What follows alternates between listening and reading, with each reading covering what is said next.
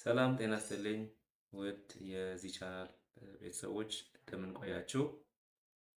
ባለፈው ቪዲዮአችን በተከታታይ የፍትሐብሔር ክስን እንዴት እንደምናዘጋጅ የፍትሐብሔር ክሶች ሲዘጋጁ ምን ምን መካተት እንዳለባቸው በተከታታይ ክፍል 3 ድረስ በተሰራ ተከታታይ ቪዲዮ ለማየት ሞክረናል።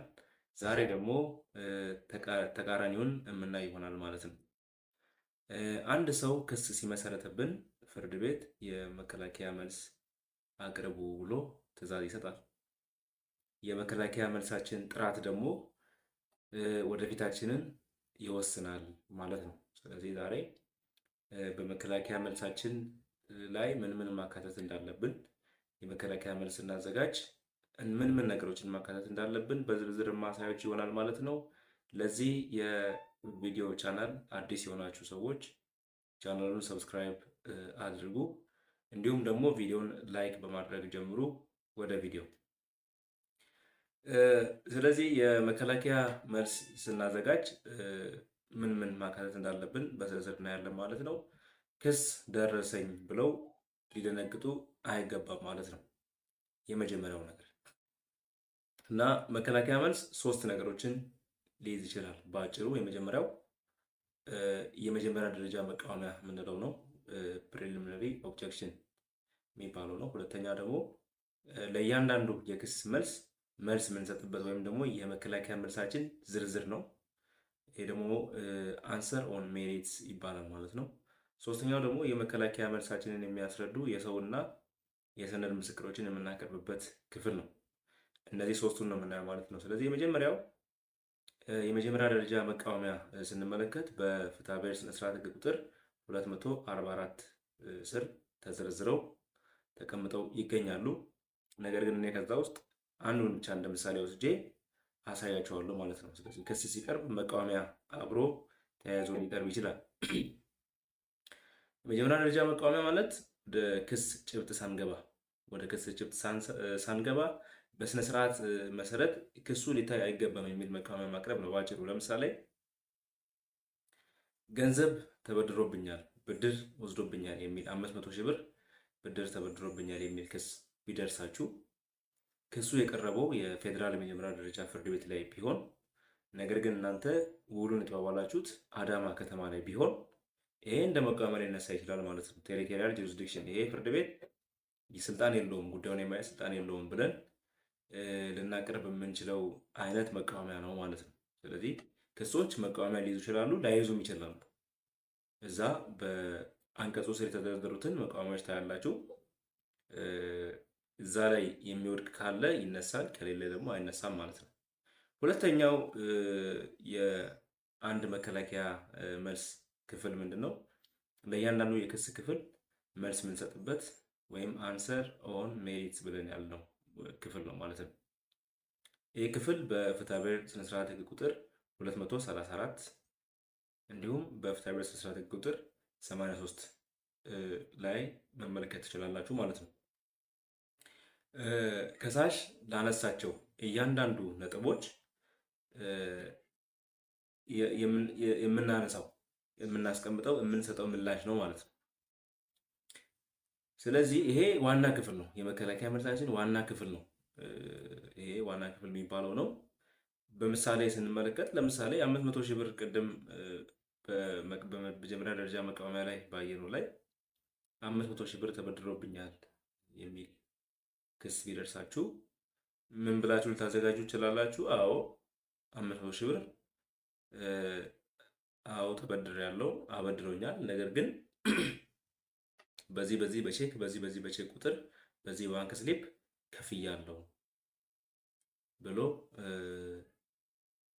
ማመንና መመለስ ማለት ነው። አምኖ መቀበልና መከላከል ይባላል። ተቀብላችኋል፣ መበደራችሁን አምናችኋል በመልሳችሁ ላይ፣ ነገር ግን ብድሩን ደግሞ እንደመለሳችሁ ገልጻችኋል። ስለዚህ መቀበልና መከላከል በመልሳችን ላይ ሊቀመጥ ይችላል። ሁለተኛው ደግሞ መካድ ልትክዱ ትችላላችሁ። ለምሳሌ አበድሬያለሁ፣ ሰውየው ከሳሹ 500 ሺህ ብር አበድሬያለሁ ቢል ፈጽሞ ውሸት ነው። 500 ሺህ ብር አበድሬያለሁ ብሎ ሚስተር እከሌ የገለጸው ነገር ውሸት ነው። ምክንያቱም በእርግጥ ብድሩን ለማድረግ እንደዚህ አይነት ቦታ ላይ ተሰብስበን ነበር። ነገር ግን የሆነ ነገር ደግሞ ተፈጠረና ሳንፈራረም ገንዘቡንም እኔ ሳልወስድ ተበታትነናል። ስለዚህ ገንዘብ ሳያበድር አበድሬያለሁ ማለቱ ተገቢ አይደለም ብሎ እንዳልተበደራችሁም ሊገለጽ ይችላል ማለት ነው በመከላከያ መልሳችሁ ላይ። ዞሮ ዞሮ ከሳሽ ያቀረበውን ክስ ማስተባበል ማለት ነው። እዚህ ጋር የመከላከያ መልስ ዝርዝሩ ላይ ግን ጥንቃቄ ደግሞ የሚፈልጉ ነጥቦች አሉ። አንድ ሁለት ነጥቦች አሉ። እነሱን ማሳያችሁ ይሆናል ማለት ነው። አሻሚ መሆን የለባችሁ። የመከላከያ መልሳችሁን ዝርዝር ስትጽፉ አሻሚ መልስ መስጠት የለባችሁም። እያንዳንዱን ነጥብ ለይታችሁ ካልካዳችሁ እንዳመናችሁ ሊቆጠርባችሁ ይችላል። ስለዚህ የክሱን እያንዳንዱን ነጥብ እያያችሁ መካድ ያለባችሁን መካድ፣ አሻሚ ግን መሆን አያስፈልግም የሚለውን እንድታውቁ ያስፈልጋል ማለት ነው። ሌላው ደግሞ አዳዲስ ሁኔታዎች ካሉ መጥቀስ፣ ከሳሽ ያልጠቀሳቸው ነገር ግን እናንተን ነፃ ሊያወጡ የሚችሉ ነጥቦች ካሉ እነዛን በዝርዝር መጥቀስ ያስፈልጋል ማለት ነው። በዝርዝር መጥቀስ ያስፈልጋል የሚለውን እንድታውቁ ነው። ሌላው ሶስተኛው የመከላከያ መልስ ስናዘጋጅ የመከላከያ መልሳችን ክፍል ምንድን ነው? የመከላከያ መልሳችን ማስረጃዎች ናቸው። የመከላከያ መልሳችን ማስረጃዎች የሰው ማስረጃ ሊሆን ይችላል፣ የሰነድ ማስረጃ ሊሆን ይችላል። ለምሳሌ ቅድም ባነሳ ነው ኬዝ ላይ የሰው ማስረጃዎች ገንዘቡን እንዳልወሰዳችሁ የሚያስረዱ እንደዚህ ገንዘቡን በእርግጥ ልንበደር አዳማ ላይ ገንዘቡን ለመበደር ፈልጌ አዳማ እንዲህ የሚባል ሆቴል ላይ ተቀምጠን ነበረ፣ ውል እንዋዋል ተቀምጠን ነበረ። ነገር ግን እንዳልተዋዋላችሁ ደግሞ የሚያውቁ ያዩ ሰዎች ካሉ እነሱን ስማቸውና አድራሻቸውን መጥቀስ ያስፈልጋል። ብሎም ደግሞ መክፈላችሁን የሚያውቁ ውሉ እንደተመለሰ የሚያውቁ ምስክሮች ካሉ ገንዘቡን መበደራችሁን ያውቃሉ፣ ገንዘቡን መመለሳችሁንም ያውቃሉ። እነዚህን ማካተት ያስፈልጋል። እንደ መከላከያ መልሳችሁ አይነት ነው ማለት ነው። ከካዳችሁ መካዳችሁን የሚያረጋግጥ እንዳልተበደራችሁ የሚያረጋግጥ ማለት ነው። ካመናችሁ ደግሞ ገንዘቡን ተበደራችሁ መመለሳችሁን ሊያረጋግጥላችሁ የሚችል ከእናንተ መከላከያ መልስ ጋር መሄድ የሚችል የሰው ምስክር ታቀርባላችሁ ማለት ነው። የሰነድ ማስረጃ በተመለከተ ደግሞ ደረሰኞች ይኖራሉ። ገንዘቡን የከፈላችሁበት ደረሰኞች ይኖራሉ፣ ባንክ ስሊፖች ይኖራሉ። እነዚህ ከመከላከያ መልሳችሁ ጋር አታች ይደረጋሉ፣ ይያያዛሉ ማለት ነው። በዝርዝር በማስረጃ ዝርዝር ላይ እንደዚህ አንድ እንዲህ ደረሰኝ ተያይዟል፣ ሁለት ባንክ ስሊፕ ተያይዟል ብላችሁ ከመግለጽ ባለፈ ከክሱ ጋር መያያዝ አለባቸው ማለት ነው። ፍርድ ቤት ሊያገናዝባቸው ስለሚችል ኦሪጂናሉ ከመከላከያ መልሳችሁ ጋር መያያዝ አለበት ማለት ነው። ስለዚህ ባለፉት ተከታታይ ቪዲዮዎች ክስ እንዴት እንደምናዘጋጅ ተከታታይ ሳሳይ ቆይቻለሁ። አሁን ደግሞ መከላከያ መልስ እንዴት እንደምናዘጋጅ በአጭሩ አሳይቻችኋለሁ። በቀጣይ ቪዲዮ ደግሞ የከሳሽን ማስረጃዎች እንዴት ማሸነፍ እንደምንችል፣ እንዴት ማስተባበል እንደምንችል በሌላ ቪዲዮ የምሰራላችሁ ይሆናል ማለት ነው። መግቢያ ላይ እንደነገርኳችሁ የዚህ ቻናል አዲስ ቤተሰብ የሆናችሁ ሰዎች ቻናሉን ሰብስክራይብ አድርጉ። እንዲሁም ይሄ ቪዲዮ ይጠቅመዋል፣ ያስፈልገዋል ለምትሉት ወዳጅ ዘመዶ ሼር አድርጉ። ማንኛውም ጥያቄ የህግ ነክ ጥያቄዎች ካሏችሁ ኮሜንት ሴክሽን ላይ አስቀምጡ። እንድሰራላችሁ የምትፈልጉት የህግ ርዕስ ካለም አስቀምጡልኝ። በደስታ በሚቀጥለው ቪዲዮ አዘጋጅላችኋለሁ ማለት ነው።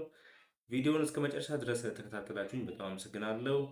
በቀጣይ ቪዲዮ እስከምንገናኝ ድረስ ቸር ሰንብቱ። እወዳችኋለሁ።